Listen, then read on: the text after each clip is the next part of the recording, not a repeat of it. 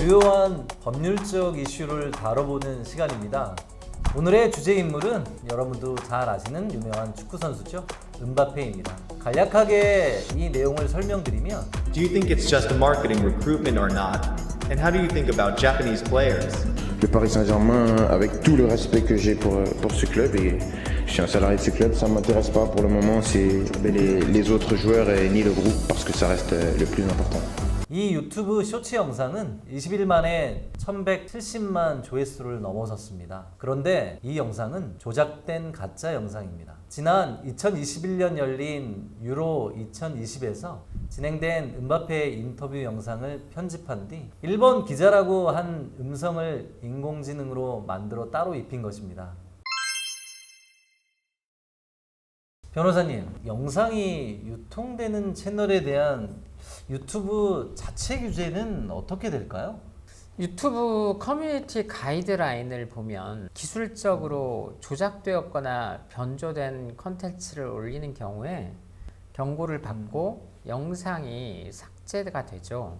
그런데 문제의 채널들은 경고가 3번 미만이어서 현재까지 운영이 되고 있습니다. 가이드라인을 위반하면 수익 창출을 할 수 없는 채널이 되기도 하지만 기존 수익을 회수하지는 않는 것으로 알고 있습니다. 그렇다면 현재법으로 규제할 수는 없나요? 일단 이슈가 되는 게 허위 영상물이 디지털 성범죄에 해당하는가. 성폭력 범죄 후 처벌 등에 관한 특례법에 따르면 이 허위 영상은 맞죠. 허위 영상은 맞는데 성적 수치심을 일으키는 영상은 아니잖아요. 성폭력법에 의해서 처벌 대상은 전혀 아니죠.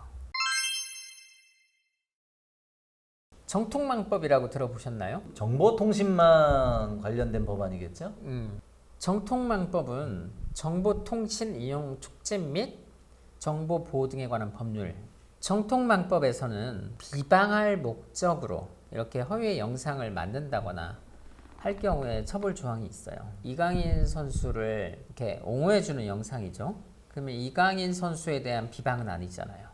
음바페 선수가 실제 그런 말을 하지 않았는데 그런 말을 한 것처럼 영상을 만들었죠. 그러면 음바페를 비방할 목적이냐? 뭐 그런 것 같지도 않죠. 일본 기자가 질문을 하는 형태죠.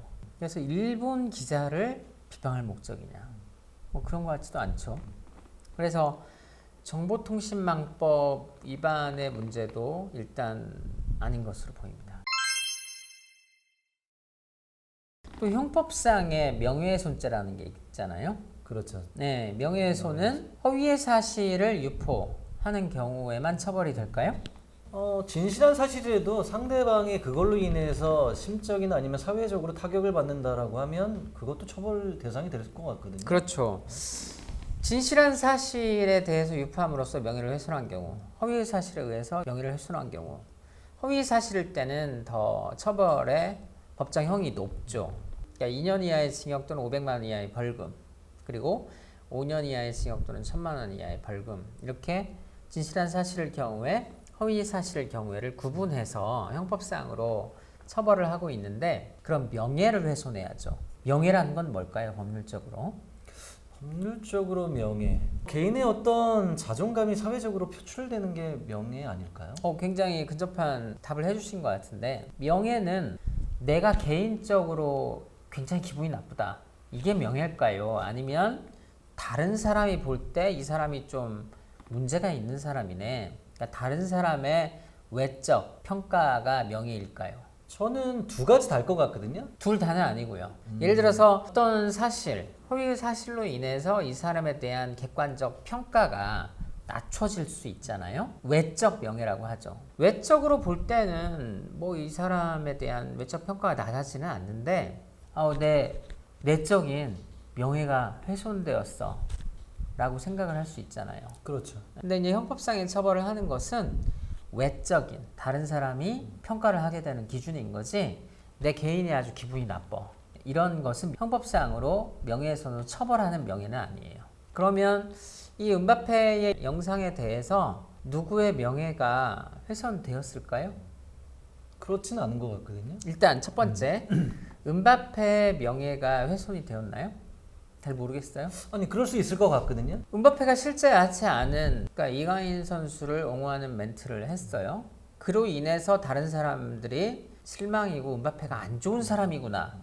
누군가를 칭찬했다. 그 사실이 음바페의 외적인 명예를 훼손시켰다.